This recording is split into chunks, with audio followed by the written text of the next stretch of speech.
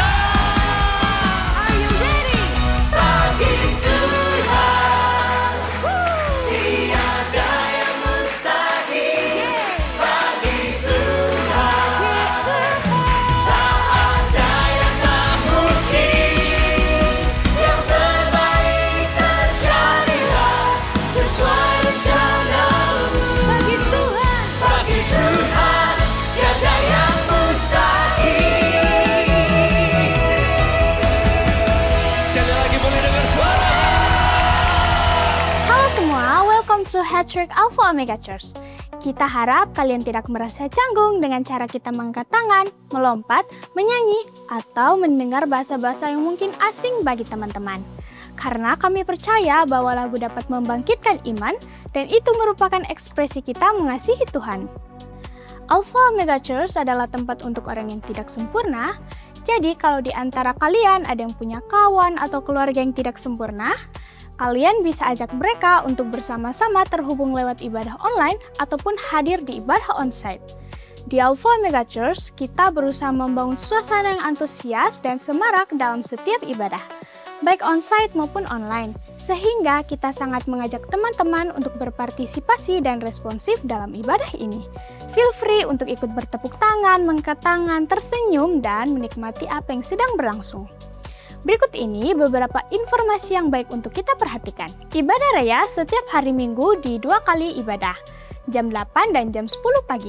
Ajak keluarga, kawan, dan saudara kita untuk ibadah bersama. Teens Online Service bisa diakses setiap hari Minggu jam 7 pagi di YouTube Alpha Omega Church. Kalian bisa like, comment, share link kepada kawan dan saudara kalian. Mengajak Anda semua keluarga besar Alpha Omega Church untuk healing bersama. Yuk berkumpul bersama di Worship Night hari Kamis 6 Agustus jam 7.30 malam. Tiap momen Worship Night menjadi momen-momen yang begitu dalam dan personal dengan Tuhan. Sayang banget kalau terlewatkan. Mari hadir bersama kawan dan keluarga kita. Tidak terasa bulan Agustus sudah tiba. Sudah siap merayakan Hari Kemerdekaan dengan cara yang paling seru? Kita akan mengadakan acara Freedom Fest. Catat tanggalnya ya, Senin 17 Agustus Mulai pukul 10 pagi, kita akan berkumpul di AOC DKT. Akan ada banyak banget keseruan yang sayang untuk dilewatkan. Mulai dari berbagai lomba yang seru dan menghibur, hadiah-hadiah menarik yang siap dibawa pulang, sampai kompetisi best kostum yang pastinya bikin acara makin meriah. Jangan lupa, kita akan mengadakan potluck, jadi setiap orang diminta membawa 2-3 makanan atau minuman untuk dinikmati bersama. Bebas kok bisa bawa snack, kue, minuman, atau makanan favoritmu. Yang paling penting, jangan datang sendirian. Ajak dan datang bersama seluruh anggota Komsel supaya keseruannya makin terasa. Dan jangan lupa untuk tampil total karena dress code kita adalah vintage atau tempo dulu. Siapkan outfit terbaik Anda dan siapa tahu Anda jadi pemenang best kostum. Jadi sekali lagi, Freedom Fest Senin 17 Agustus pukul 10 pagi di AOC DKT. AOC Family, di hari Minggu 23 Agustus, kita akan mengadakan special Sunday service bersama Pastor Yeri Patina Sirani. Ibadah ini akan menjadi waktu yang penuh dengan hadirat Tuhan, firman yang menguatkan, dan worship yang memberkati. Jangan lewatkan kesempatan ini, ajak keluarga, teman, dan orang-orang terdekatmu untuk bersama-sama beribadah dan bertumbuh dalam iman. Itu saja pengumuman yang bisa aku sampaikan. Enjoy the rest of the service! Halo semua, welcome to Teens Online Service. Senang banget bisa kembali lagi di online service kita dan senang bisa bertemu sama teman-teman secara online hari ini. Nah, senang banget kita bisa belajar firman Tuhan hari ini sama-sama, yaitu resilience, yaitu ketangguhan. Di sini siapa sih yang pernah belajar naik sepeda? Coba ketik-ketik di kolom komen ya. Saya gitu. Aku juga pernah teman-teman belajar sepeda gitu.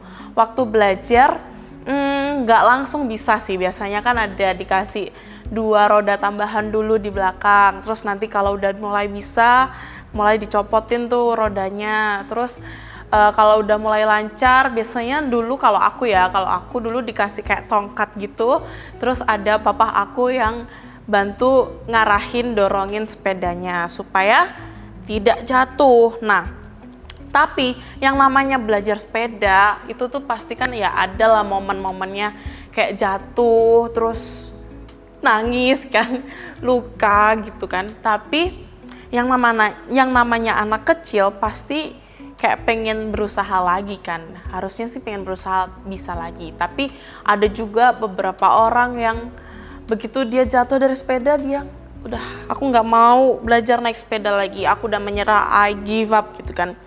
Ada juga yang kayak gitu. Nah, namanya ketangguhan itu adalah momen dimana seorang anak yang jatuh tapi bangkit lagi, coba lagi. Sekalipun jatuh, dia tahu jatuh itu sakit, tapi dia mau bangkit lagi, naik lagi, coba lagi, meskipun tahu itu sakit gitu. Kata resilience atau tangguh itu dalam artian lain kita punya kemampuan untuk bangkit lagi dan coba lagi. Nah, zaman sekarang banyak anak-anak pintar teman-teman. Banyak banget generasi di bawah aku tuh udah jago banget yang namanya main gadget atau mengoperasikan sesuatu teknologi gitu kan. Mereka pintar-pintar banget, cerdik banget. Tapi sayangnya mereka nggak tangguh dalam menghadapi situasi yang ya tidak begitu menyenangkan atau menghadapi situasi yang gagal gitu.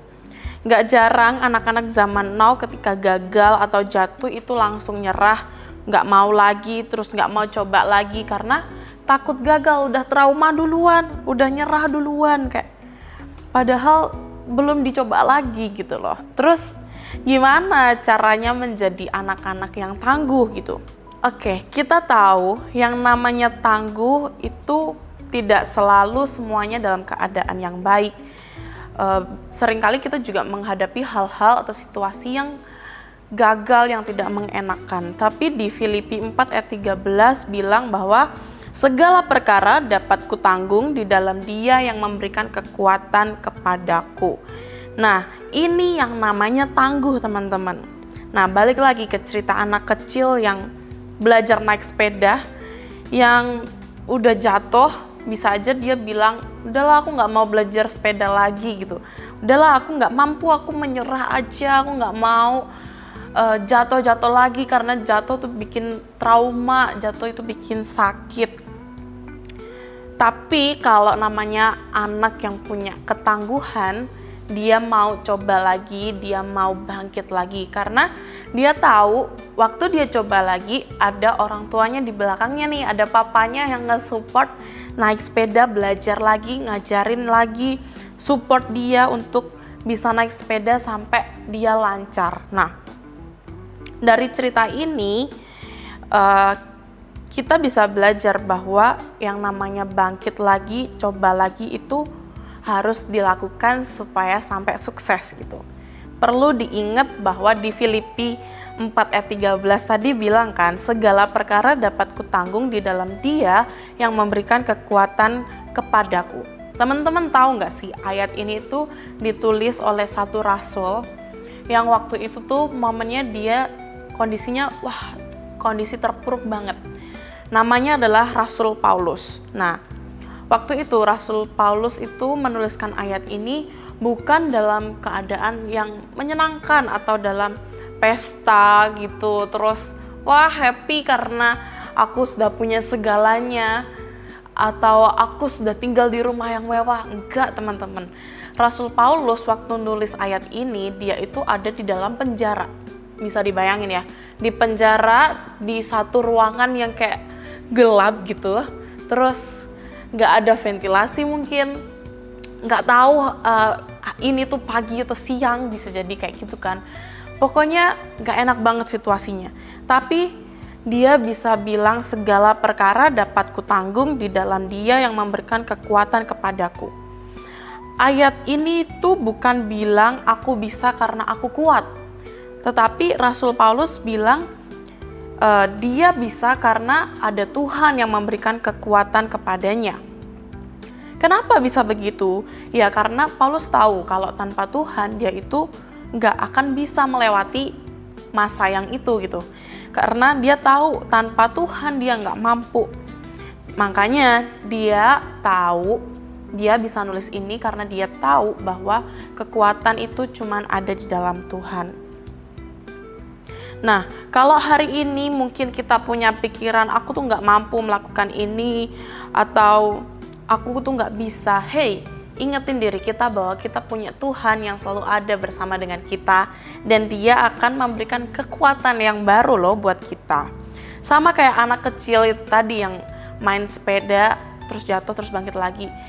Dia mau semangat untuk coba lagi karena dia tahu ada papahnya yang support dia. Karena dia tahu ada papahnya yang ngajarin dia untuk naik sepeda sampai dia bisa. Sama halnya dengan kita teman-teman.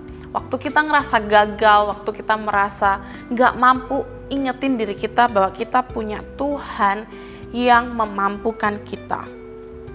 Nah, kita bisa lihat ada satu tokoh yang begitu luar biasa yang dia gak pernah menyerah, yaitu Yusuf, yang kita tahu ya dari sekolah minggu dulu udah diceritain sering banget dia tuh udah dijual, dia udah dibuang, dia udah difitnah, dia masuk penjara, dia udah digoda sama tante Poti kan, dia difitnah lagi dan lain sebagainya. Tapi Yusuf nggak pernah menyerah, dia tetap setia sama Tuhan, dia tetap maju terus, pantang mundur, dia tetap mengerjakan segala bagiannya dengan baik. Karena dia tahu dia punya Tuhan yang begitu setia. Mungkin saudara-saudaranya buang dia, keluarganya nggak mengakui dia, tapi Yusuf tetap mau setia sama Tuhan dan dia percaya bahwa rencananya Tuhan itu besar atas hidupnya. Nah, selain Yusuf, kita juga punya Yesus. Itu contoh nyata banget teman-teman. Yesus waktu ngejalanin hidupnya, dia juga ngalamin semua penderitaan yang kita pernah alami gitu. Dia pernah difitnah, dia pernah diludahin sama orang, dia pernah dimaki-maki, dia dituduh melakukan sesuatu yang dia tidak lakukan. Bahkan dia mati loh buat kita. Yesus itu udah ngajarin banyak hal buat kita.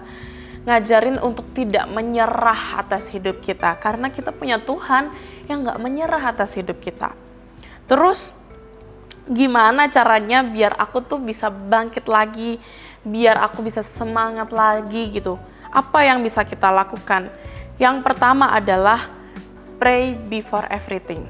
Nah, kita perlu doakan semua aspek hidup kita. Kita perlu ngasih tahu nih Dedi kita nih, Tuhan Yesus. Kita perlu ngasih tahu ke Tuhan tentang semua aspek hidup kita. Entah itu sekolah kita, masa depan kita, keluarga kita. Mungkin waktu kita mau ulangan, kita mau ujian, kita mau kasih tahu aja ke Papa kita tercinta, yaitu Yesus. Kita perlu bangun iman kita. Kasih tahu diri kita bahwa kita itu punya Bapa yang selalu ada bareng-bareng sama kita. Matius 28 ayat 20 bilang, dan ajarlah mereka melakukan segala sesuatu yang telah kuperintahkan kepadamu. Dan ketahuilah, aku menyertai kamu senantiasa sampai kepada akhir zaman. Tuh, ayat ini bilang di kalimat akhirnya, aku menyertai kamu senantiasa sampai kepada akhir zaman. Itu tuh ayat ini ngasih tahu bahwa Tuhan itu akan selalu menyertai kita sampai senantiasa, sampai di akhir zaman nanti. Terus yang kedua, apa yang bisa kita lakukan yaitu read your Bible. Kita perlu baca Alkitab kita, teman-teman. Kita perlu tahu ya, yang namanya komunikasi itu berarti dua arah. Kalau satu arah namanya monolog. Bener banget. Nah, waktu kita berdoa itu waktunya kita komunikasi sama Tuhan. Kita sampaikan ini semua hal yang ada di pikiran kita, yang ada di hati kita. Kita kasih tahu semuanya. Tapi waktu kita baca Alkitab, waktu kita baca kebenaran firman Tuhan, itu waktunya kita mendengarkan aspek dari Tuhan, mendengarkan apa yang Tuhan mau sampaikan kepada kita. Dari situ kita bisa dikuatkan loh sama Tuhan. Kita bisa dengar suara Tuhan. Kita nggak cuma dengar suara kita sendiri, tapi kita juga bisa dengar opini dari Tuhan tuh gimana. Apa sih gambar diri kita, apa yang harus kita lakukan. Nah, waktu kita baca Alkitab, disitulah momen Tuhan mau menyampaikan pesan bagi kita. Yang ketiga, apa yang bisa kita lakukan, yaitu worship God. Kita perlu tahu yang namanya kuasa pujian dan penyembahan itu besar kuasanya. Kadang waktu kita ada di titik terendah, kita merasa sedih, kita merasa capek, kita merasa menyerah. Kadang-kadang kita perlu loh duduk sejenak, menyembah Tuhan, nyanyi, lewat pujian dan penyembahan kita akan dikuatkan. Karena ayatnya tadi bilang segala perkara dapat kutanggung. Terus yang keempat, apa yang bisa kita lakukan? Yaitu ingatkan kembali diri kita. Loh, ingetin apa? Loh ya, ingetin bahwa kita itu gak sendirian. Kita jalan bareng sama-sama dengan Tuhan. Kita menjalani hari-hari kita itu bareng sama Tuhan. Isi pikiran kita dengan hal-hal yang positif. Kalau ada pikiran yang negatif mulai mampir, yuk ingetin bahwa itu semua tuh kebohongan. Kita itu punya Tuhan yang besar. Kita punya Tuhan yang selalu bareng-bareng sama kita. Kita patahin semua pikiran-pikiran negatif. Mungkin mulai nih muncul kayak, oke, Yemima kayaknya kamu gak bisa sih melakukan ini. Ingetin diri kita bahwa kita punya Tuhan yang besar. Enggak, di dalam nama Tuhan Yesus kita bisa melakukannya. Di dalam nama Tuhan Yesus kita bisa melangkah. Di dalam nama Tuhan Yesus, kita akan mendapat kemenangan. Nah, mungkin rasanya memang berat banget, tapi jangan lupa, Papa kita akan bantu kita. Papa kita tercinta, yaitu Yesus, akan pegang kontrol, pegang kendali atas hidup kita. Sama kayak anak kecil tadi, waktu dia jatuh, dia bisa teriak, Papa tolong aku, gitu kan. Papa tolong. Sama halnya dengan kita, waktu kita jatuh, waktu kita menyerah, yuk kita panggil Dedi kita, yaitu Yesus, yang Dia akan memberikan kekuatan bagi kita, kekuatan bagi kita untuk bisa bangkit lagi, dan kita mau bisa bangkit kembali dan coba lagi. Jangan menyerah karena kita punya Tuhan yang setia dalam hidup kita. Aku mau tutup sermon kali ini dengan doa. Yuk kita satu dalam doa. Tuhan Yesus, terima kasih buat berkat-Mu. Kalau hari ini kami bisa mendengar bahwa akan ada kekuatan yang baru di dalam Tuhan. Segala perkara dapat kami tanggung karena kami tahu Engkau bersama-sama dengan kami. Tuhan Yesus, ajari kami untuk menjadi anak-anak yang tangguh, anak-anak yang gak gampang menyerah, anak-anak yang mau mencoba lagi sekalipun gagal, mau coba lagi sekalipun sakit Tuhan. Terima kasih Tuhan, terima kasih untuk firman-Mu yang sudah mengingatkan kami. Tuhan berkati setiap sekolah kami, studi kami Tuhan, dimanapun kami berada. Ajari kami untuk menjadi anak-anak yang tangguh, anak-anak yang selalu mengingat bahwa Tuhan itu ada bersama-sama dengan kami. Terima kasih Tuhan, menyerahkan semuanya ke dalam tangan-Mu. Hanya di dalam nama Tuhan Yesus Kristus kami telah berdoa. Haleluya, amin. Oke teman-teman, terima kasih sudah join online service kali ini dan see you di online service selanjutnya.